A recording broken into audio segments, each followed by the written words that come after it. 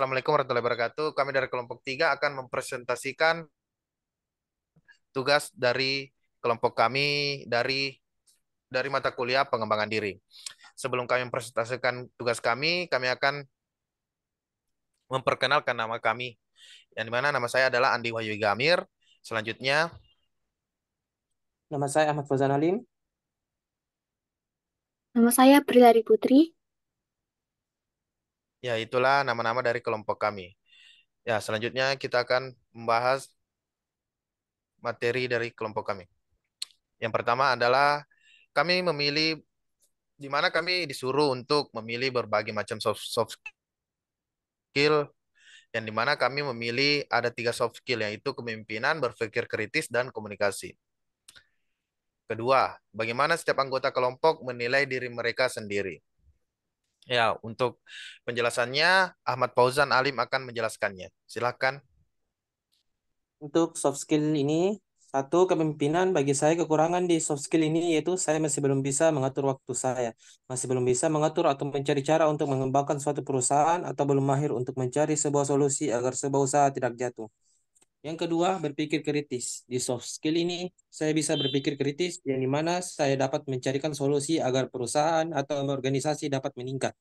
Dan yang ketiga, komunikasi. Di soft skill ini saya masih belum lancar bahasa baku. Kadang saya berbelit-belit untuk berbicara. Tetapi daripada itu saya bisa mengeluarkan opini saya sendiri dan juga mencari di mana letak kekurangan sebuah organisasi atau perusahaan.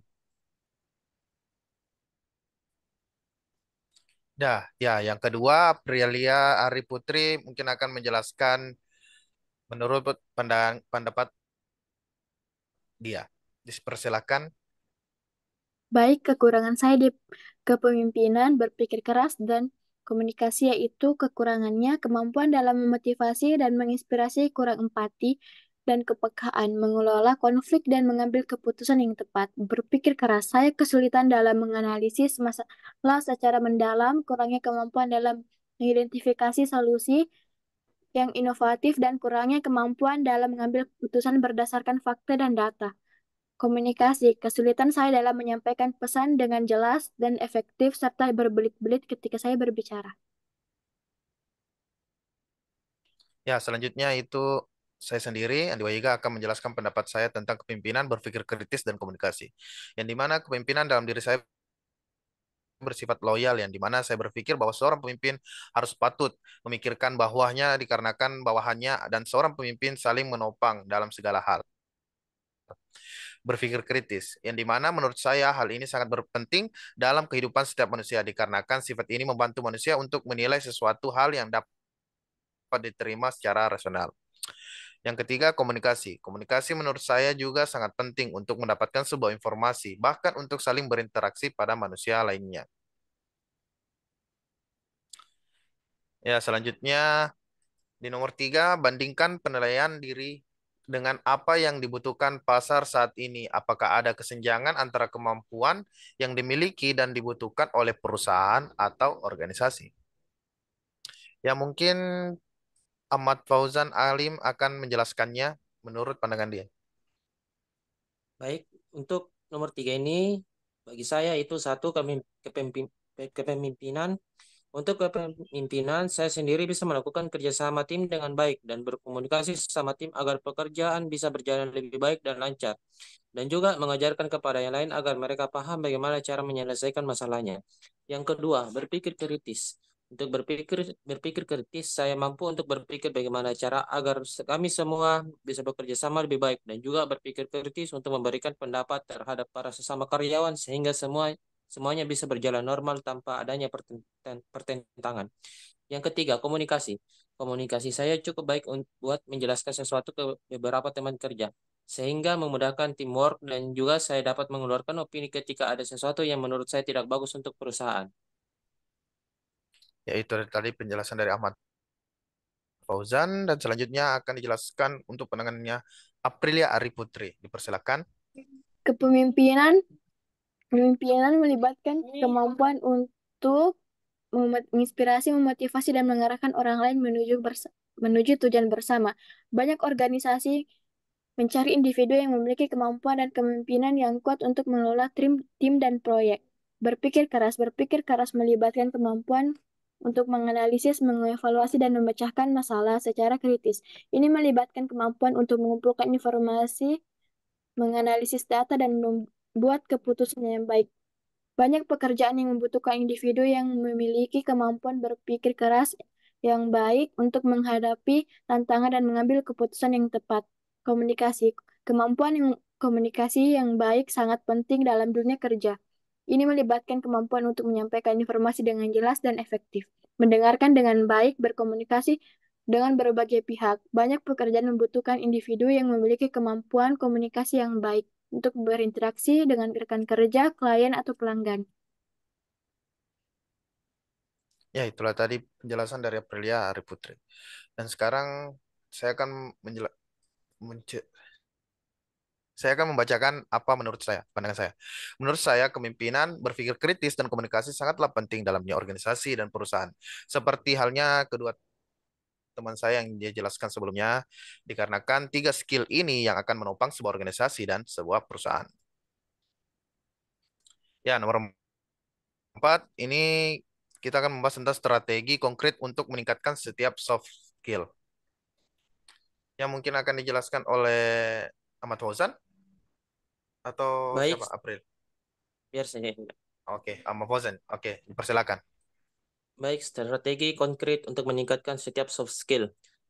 Kepemimpinan, meningkatkan kedisiplinan, menjadi komunikatif, belajar secara konsisten, memiliki visi yang jelas, fokus pada perubahan, berani mengambil keputusan, bisa menginspirasi banyak orang.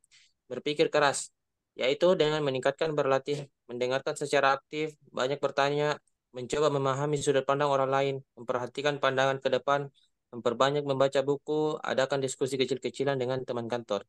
Komunikasi, kita menyampaikan tujuan dengan jelas dan tidak perlu banyak memikirkan suatu hal yang tidak bisa dikontrol, Meningkatkan rasa percaya diri, aktif mendengar dan memperluas jaringan, memberi feedback dari orang lain. Ya, oke, terima kasih Ahmad Fauzan. Dan selanjutnya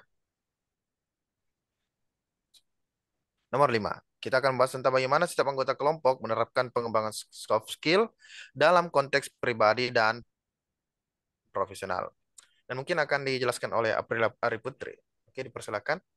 Baik, kepemimpinan memberikan inspirasi dan inovasi kepada anggota tim, mengambil inisiatif untuk memulai proyek baru, mengidentifikasikan masalah, berpikir keras, menganalisis informasi secara objektif, mengidentifikasi pola yang mengevaluasi argumen secara logis, komunikasi, membangun hubungan yang baik dengan rekan kerja, menghindari konflik yang tidak diinginkan, memastikan informasi dengan jelas.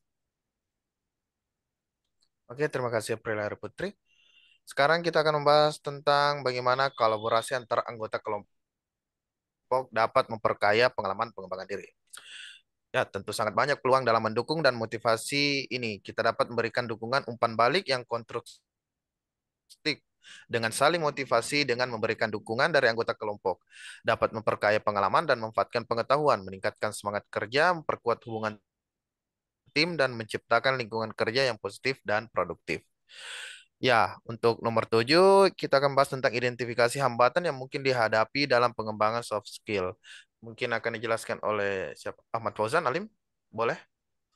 Baik, untuk ini kepemimpinan, kekurangnya komunikasi pada pemimpin dapat menyebabkan kebingungan dan ketidakpastian yang jelas dan terbuka. Solusinya adalah memastikan komunikasi yang efektif dengan mengadakan pertemuan reguler, menyampaikan informasi yang jelas, dan mendengarkan masukan dari anggota tim. Berpikir keras, tidak melakukan analisis yang mendalam terhadap masalah atau situasi. Hal ini dapat mengarah pada pengambilan keputusan yang kurang tepat. Solusinya adalah mengumpulkan data yang relevan, menganalisinya secara menyeluruh dengan mempertimbangkan berbagai faktor sebelum membuat keputusan yang informatif dan rasional. Komunikasi. Kurangnya kejelasan dalam menyampaikan pesan hal ini dapat menyebabkan kebingungan dan interpretasi yang salah. Solusinya adalah memastikan penyampaian pesan yang jelas, menggunakan bahasa yang mudah dipahami, serta menghindari penggunaan jargon atau frasa yang ambigu. Ya, oke. Terima kasih untuk Ahmad Fauzan Alim. Selanjutnya nomor 8, evaluasi dalam melihat perkembangan diri. diri sendiri. Ya mungkin uh, Aprilia bisa membacakan dari tugas ini. Baik, Dipersilakan. evaluasi. Terima kasih. Evaluasi dalam melihat perkembangan diri sendiri, melihat atau mengukur sejauh apa kita berkembang, menganalisis kekurangan dan kelebihan agar kita tahu hal apa yang harus kita perbaiki dan tingkatkan, melihat kualitas diri sendiri, melihat kualitas diri, mengembangkan sifat empati, menentukan tujuan hidup yang realistis dan menentukan arti hidup. Ya, itulah tadi presentasi tugas kami dari kelompok 3. Jika ada kekurangan, mohon dimaafkan. Kami akan tutup dengan ucapan wabillahi taufiq wal hidayah. Assalamualaikum warahmatullahi wabarakatuh.